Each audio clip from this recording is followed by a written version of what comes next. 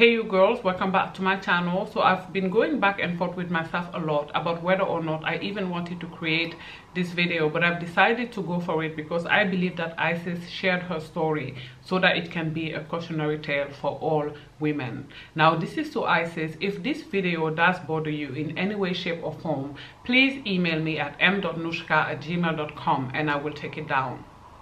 I also want to say that I believe that what happened to Isis could happen with any type of man, with a man from any social economical class. This is not reserved for high earning men only. There are homosexuals out there who women in Section 8 have brought into their houses who abuse their children. Now, what can we all learn from Isis' story? First of all, ladies, never get involved with a man that you don't know well. Isis shared that she moved in with her husband after a week of knowing him, that he told her they could get married after a week. Okay, ladies, before you commit to any man, make sure that you've seen him in every possible state of mind. Now, I will be the first one to admit that you never really know people, but you want to make sure you've seen a man at least angry before you move in with him. I believe that no woman should marry a man that she's known for less than 2 years. Another thing we can learn from Isis's story is that you should not date when you don't have your things together. I have said this in another video and someone emailed me about this and say, why would you say that? It's men's duty to help us. Yes, it is men's duty to provide and protect. However, if you don't have a place to stay, this is going to lead to desperation, and desperation will lead to bad decision making. Okay, so if you are desperate, ladies, if you don't have a place to stay, if you don't have any money, please do not, I repeat, do not date. The third thing that we can learn from this is that we shouldn't trauma bond with men. It's funny, I've talked about this in the last video. You guys, do not tell men, especially men that you don't know well, about your past abuse story. Now, I'm not one of those women who say never ever tell men about what you've been through. I believe that if you're in a healthy relationship, after you've been with a man for a couple of months, couple of years, depending on you and how you feel, whether you feel safe or not, you can share about your past. But I don't think that it is wise to share about your childhood trauma, or if you are somebody who's been in abusive past relationship with men, I don't think that it is wise to share that with men early on, because again, women are very emotional and we tend to believe that when we share our past abuse story with men early on, they are going to take pity upon us and they're going to feel, oh, you poor thing, you've been through so much, so I'm going to treat you like a princess. Wrong, false. Okay, most men are not going to do that. Now, I'm not saying that never happens. Of course, there are exceptions to every rule, but generally, when you tell a man early on about how you've put up with abuse, he's going to think, ding, ding, ding, ding, I hit the lottery. If he's a narcissist, if he's an abuser, he's going to use this in order to abuse you as well. Okay, so at first he may not do that, you know, for the first couple of weeks, the first couple of months, he may actually be very nice to you in order for you to let your guard down. But with time, if he's a narcissist, if he's an abuser, he is going to abuse you. Okay, because he knows that you have put up with that in the past, and so he can assume that you are going to be putting up with that coming from him as well. Okay, the fourth thing we can learn from this is that if a man abuses you in any way, shape or form, you should leave. Okay, Isis has shared in the video that that man actually abused her not one, not two, not three, but 4 times. I believe that, you know, that is where she should have drawn the line the first time that that happened. And this is not me trying to victim blame in any way, shape or form, but I believe she should have left the relationship when that happened the first time. Okay, the fifth and final thing I believe we can learn from Isis's story before I get into sheraseven 1 is that hyper focusing on anything, and I do mean anything, okay, whether it's money, whether it's a man's look, whether it's, you know, emotion, how he makes you feel, is a mistake. Because when you hyper focus, you lose focus. Okay, there is only so much energy that we can expend. So when you focus all your energy on a man having money, a man having money, a man having money, you are going to miss other red flags. That's inevitable. And now I'm going to speak about sheraseven because Isis herself have shared in past videos how sheraseven changed her life, her and the universe guru, I believe. But I'm not going to talk about the universe guru because I'm not familiar with her content, so I can't speak about her. But I'm very, very familiar with Shira's content. I actually used to watch her content 10 years ago, so I do know her content quite well, and her content was very different 10 years ago, you guys. 10 years ago, she was still saying the same thing, but in a much more mature way, okay? She was talking about being a stay-at-home mom and using that time in order to build yourself and build your own business. And, you know, she wasn't so as radical as she is today. And I have spoken about sheraseven before, and some of you guys were mad about what I said, but I haven't even, you know, really went as far as I wanted to go. And in this video I'm going to tell you what it is I really think about sheraseven. And I think that sheraseven and a lot of the things she says is actually dangerous for women, okay? And not her core message. I do think that her core message comes from a good place. I do think that Shera started YouTube as a way to help women. I think she wanted to empower women. I think she wanted for women to be confident and have high self-esteem. I think that the message that she had at the beginning, which is do not offer your body to just anybody, any man who've done nothing for you and haven't proven himself to be worthy of you, is a positive message. I think that marry before you carry, which is the core of her message, is a positive message. However, I think that along the way with the hype, Shera has lost her way, right? Nowadays she's telling women that a man who makes 100K is not enough and can't provide for you, when she herself, and I'm not pulling this out of my behind, you guys, the receipts are online. There was a time where Shera separated from her now husband James, and she filed for child support, and his income was $70,000 at the time. So how is a woman who was together at some point with a man that makes 70K, now maybe his income has increased, maybe at some point he made 100K, would sit on the internet and tell women that a man that makes 100K is not enough? Let me tell you, it doesn't really matter how much a man makes, as long as he doesn't make less than you. I think what's more important for women to focus on is how generous is this man. I think this is a bigger indication of whether you should be with him or not than how much money he has. And I've said this ad nauseum on this channel. Money is not enough, okay? It's not the only thing that you need to focus on when you are looking for a partner. You need to look into whether you guys are compatible or not. You need to look into character. You need to look whether the man that you are going to spend the rest of your life with, or you intend to or want to spend the rest of your life with, has any form of integrity. That is going to be key. It's going to be paramount. That's why I tell women, do not entertain men who abandon their children, because these men have shown themselves not to be trustworthy. They have shown themselves not to have any form of integrity, okay?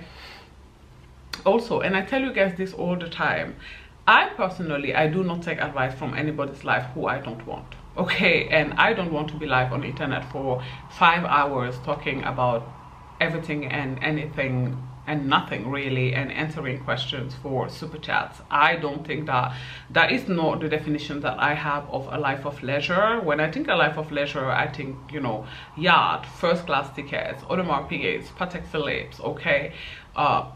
Nice luxury vacations, traveling, resting, getting massages, getting your nails done, therapy, healing, rest, recuperation, sleep. I don't think live on 5 hours answering super chats the same question over and over and over again, that's not my definition of a life of leisure. So I personally, I don't take Shera's content, you know, her recent content, seriously. To me, if I do watch it, sometimes when I see snippets of it on TikTok, I see it more as entertainment purposes. Now I know that Shera is a very liked figure on the internet. I know that the people who follow her tend to be very fanatic. They tend to drink the Kool-Aid. They hang on to her every word, and you know, if you say anything, if you dare to say anything about her, they come very strongly for you, even though Shera herself stays saying problematic things. I've made a video about how she talked about natural hair being ghetto, about black women having to, you know, wear their hair straight, like wearing a wig in order to attract a high value. Really what she means is high earning man, which is false. Okay, when I met my ex, I had 4 locks on. Okay, 4 locks. Now Shira herself said that the worst thing, the only thing that is worse than actual locks is 4 locks. Yet I had these 4 locks in, and my ex approached me when I had them. Okay, but I'm not mad at her because I know that Shira cannot relate. You know, she had to marry a colorist older man, is the best person she could find. So, you know, I don't take anything she says seriously when it comes to presentation and beauty, because, well, she had to heavily rely on, you know, her light skin and I guess straight hair or straighter hair in order to be able to attract a man. But I wish she wouldn't generalize. I wish she would understand that all women are not in her predicament, that we don't all have to do that, that some of us can attract quality men no matter the hairstyle we are wearing. Now let's get into, you know, the nitty-gritty of it. Shira's message is, it don't matter whether you have an education or not. What you do for a living doesn't matter. As a matter of fact, you should lie about it. Now, I have said this in a past video. I don't know which type of men you guys are entertaining, but entertaining a man that doesn't care about what you do for a living, in my opinion, is a mistake. Now, I'm not saying that, you know, what you do for a living or how much money you have should matter to a man. Obviously, avoid men who ask you very early on, I'd say first, second date, what you do for a living and seem very interested in the amount of money that you have. But a man not caring at all what you do for a living is a red flag, because it means he doesn't care about you as a human being. Caring about what someone does for a living, whether they're happy with it or not, whether they're fulfilled, is a sign that someone actually care about you as and view you as a full-blown human being. So avoid the men who don't care at all what you do for a living. Okay, that's the first thing. The second thing, Shira says that if you go into, she said, wealthy neighborhood or rich part of town is how she liked to call it, and sit there, a millionaire is going to randomly approach you and, you know, offer you the world and a life of leisure. Again, this is false. First of all, men who are worth their salt do not approach women that they don't know. It is just too risky. The risk is not worth the reward. I've talked about it before. This woman could record you. She could tell you that you are harassing her. If you're a man that have built a business or even just a reputation, you are not going to risk it by approaching a woman simply because she's cute. That's nowhere near enough. What Kira is trying to explain is called manufactured proximity. Manufactured proximity is when you often put yourself in a space where people who of a higher socio-economical class than the one you belong to frequent.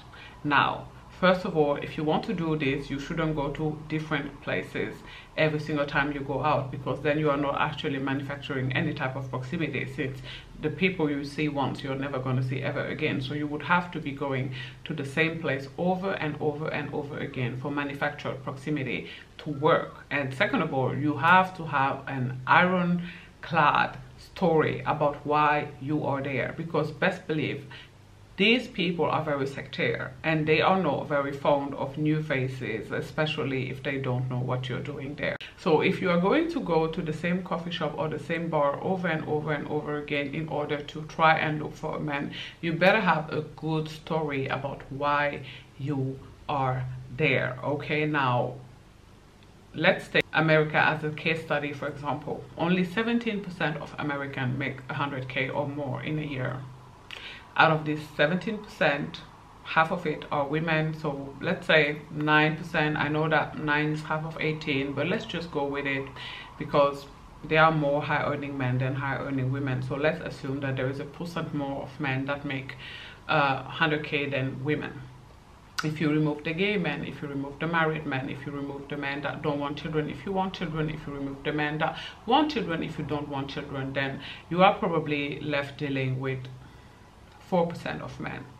You are literally, if you're listening to Shira's advice and want to recreate what she's talking about, you are literally targeting the 4% of men in America.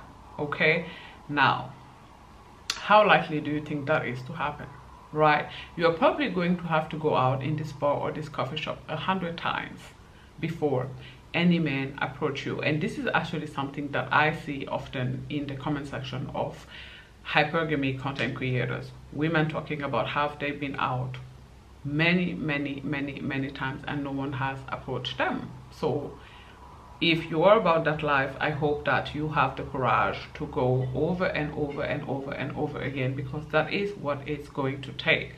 These content creators are not honest with you about the amount of effort that it actually takes to bag that type of man. And I'm here to tell you that if you put that amount of effort in your own goals, your own dreams, your own aspiration, you are going to achieve them and actually get your own bag. Okay, if you put half, or okay, let's say 70-75% of the amount of energy you are willing to put in going on every Tuesday, every Wednesday, every Thursday, every Friday out in order to meet a man to fund your lifestyle, you can fund your own lifestyle. If you start a business and you are that dedicated to it, that business will yield after 3, 4, 5 years some money. If you were to work on a degree on the daily, after 4 years you would actually graduate. So just so you know, if you put the same amount of energy you put into finding a man to fund your lifestyle into yourself, you are going to be able to be the rich man that you dream to meet. Okay?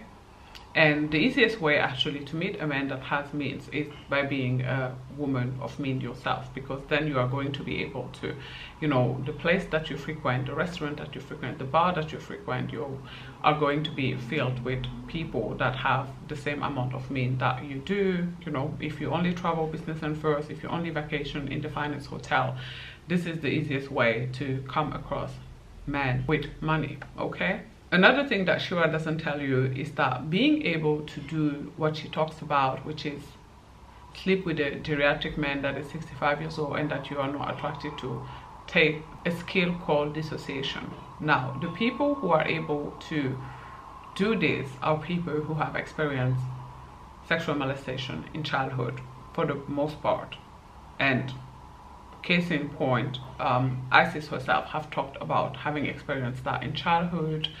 And in one of her videos she talked about how she was not attracted to her husband in the beginning, but she liked the way he treated her and she would have put up with him. These are her words, she said this verbatim, not mine, even if he had only one eye, because she was going off of the way he treated her and the way he treated her only. And I myself, as someone who been S8 in childhood and know the long-term ramifications of that, I can tell you that that is the most horrific things that can happen to you. And that is why Isis's story really touched me down to my gut. I hope that Isis's daughter get to heal. To Isis, I have seen that you have pictures of your daughter on your Instagram. I want to ask you here, obviously I don't have, you know, it is not my place to tell you what to do with your life, but I think it would be best if you would remove your daughter's picture from your Instagram, because what happened to them is one of the most horrendous things that can happen to anybody. Did you guys know that 70% of sex workers have actually been molested in childhood? So being sexually molested in childhood is already horrific. Being sexually molested in childhood by your own father, the very person who gave birth to you, the person whose DNA you share, the person whose sperm produced you, is something that I cannot even begin to imagine.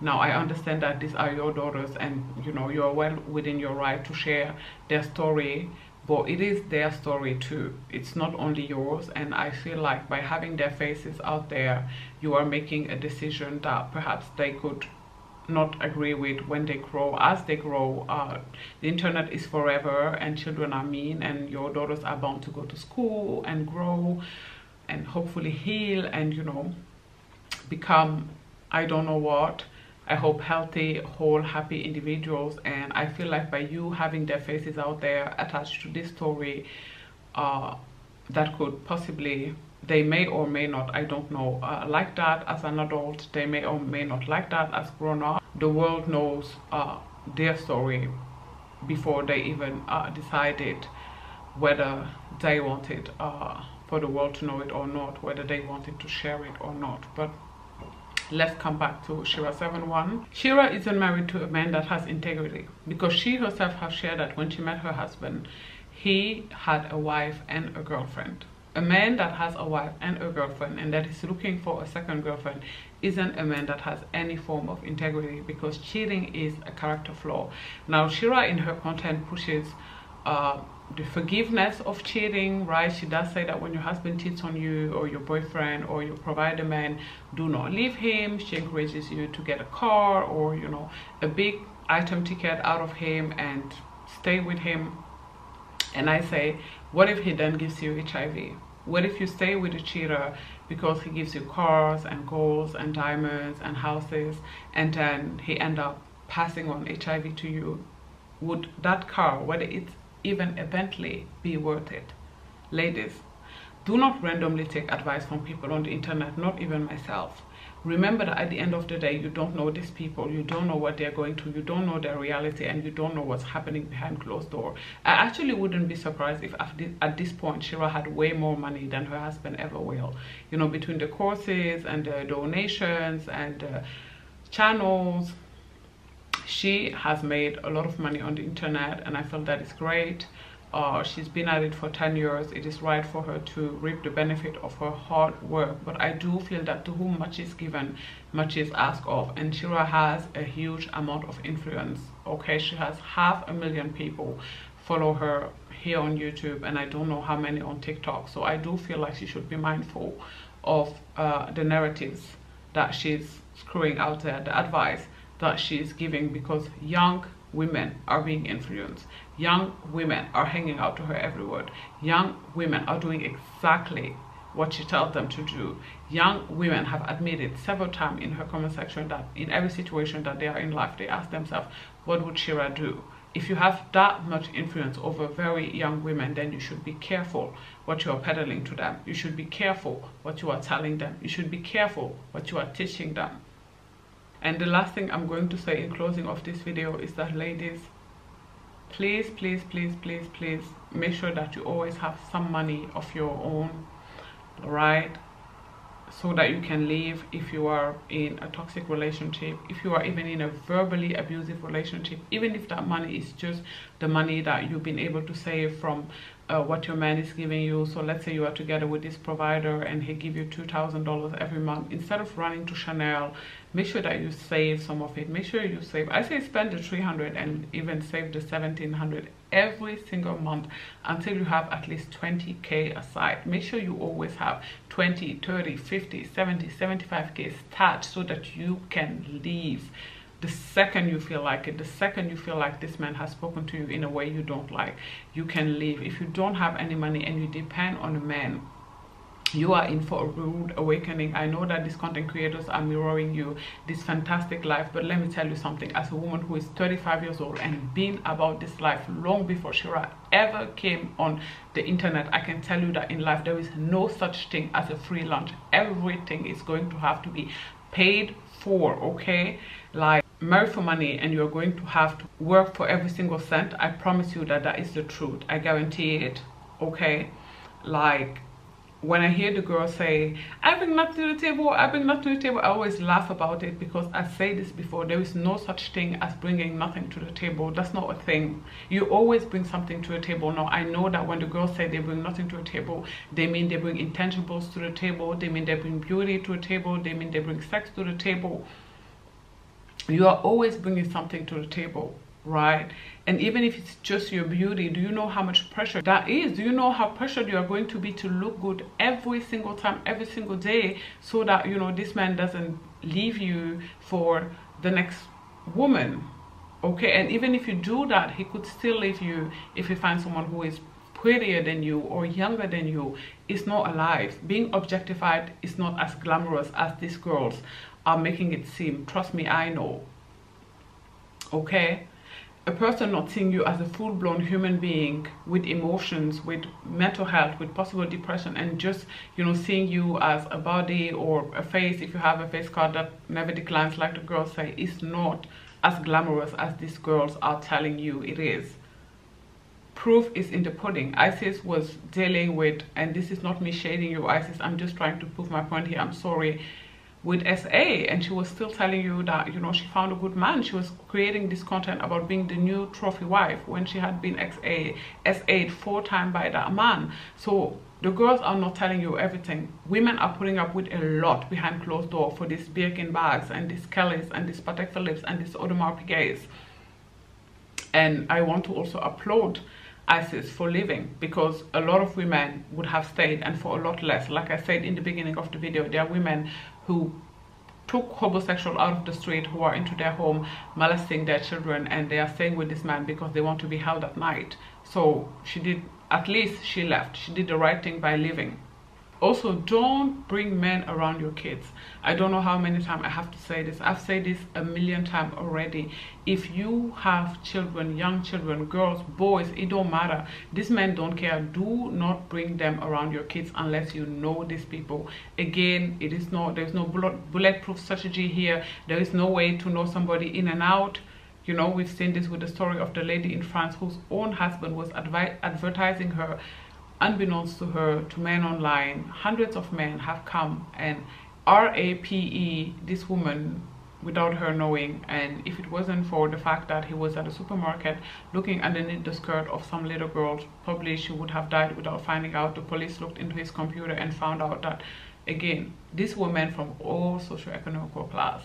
These were men from all walks of life, and they came and they RAPE this woman in her sleep without a care in the world. Some of them came several times, you guys, and they left and they resumed their lives. Some of them were married, some of them had kids, some of them were single. Again, people from all walks of life. This woman was married to, living with, sleeping next to for over 30 years.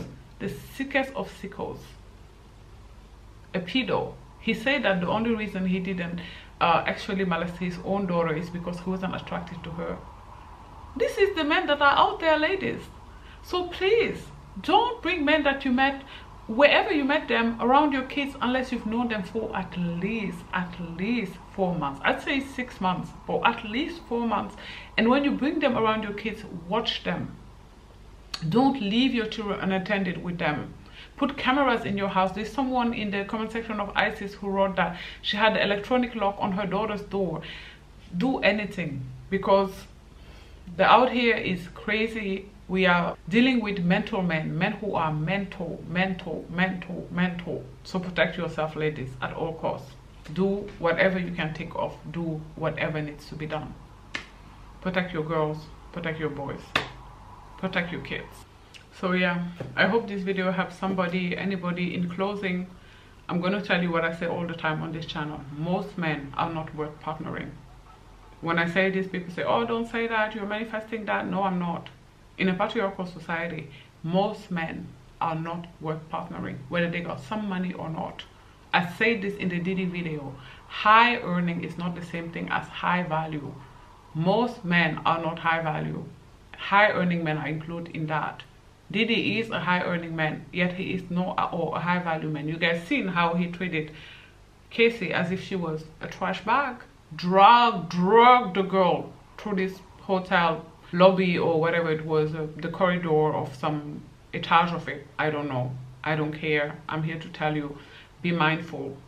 Be mindful. There's a reason why 7 out of 10 women have been actually molested before. What does that tell you? There are a lot of extra molesters out in the world. 7 out of 10 women have been sexually molested towards their life in some way, shape, or form. This tells you men are dangerous. So watch yourself. And take care. And thanks for watching. Bye.